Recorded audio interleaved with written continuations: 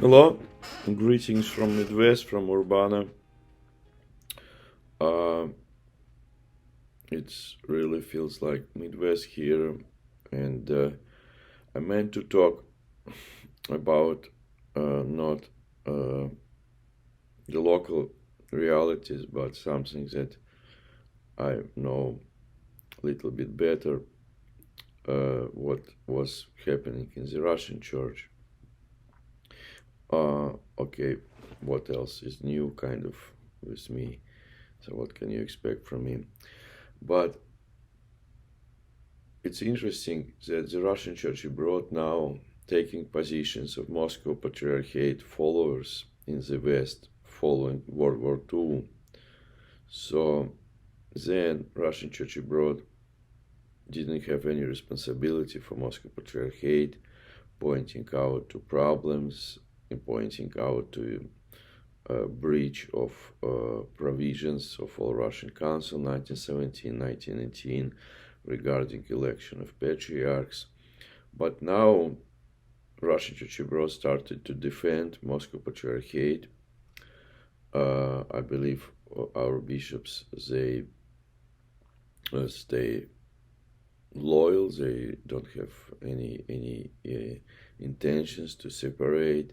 But among the flock, I hear it more and more. I get comments more and more, and basically people are uncomfortable. And they bring this point basically of the Soviet past. And all this makes me think that we should not stigmatize any period of time when we say people who were born in the Soviet Union, they are people with whom you cannot deal. I think it should still go on, on personal basis. Yes, there is culture of a place, understandably, but still you need to discern. You cannot just make any blank statements, right, about any category of people.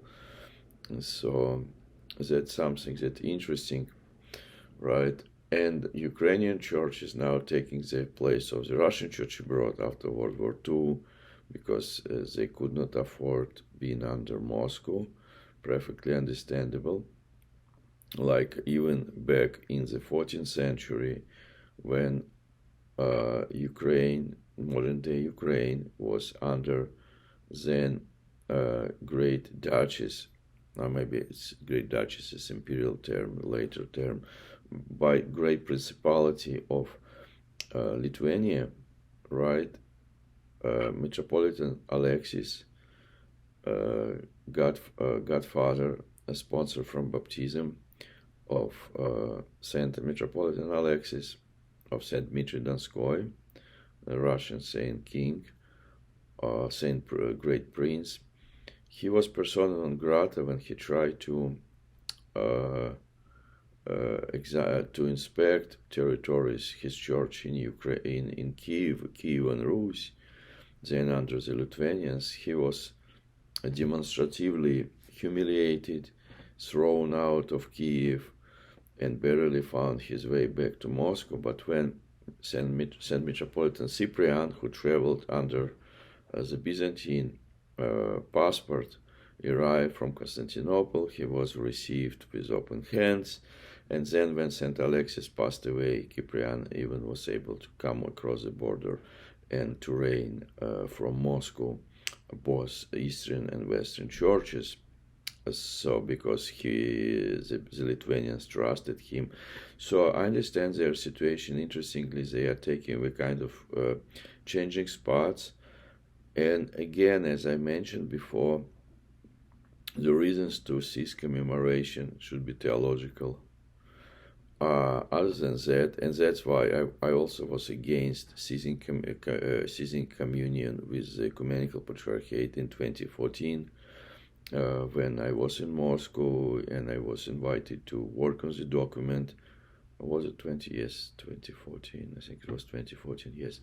So I was invited to work on the document, but of course it was really above my pay level.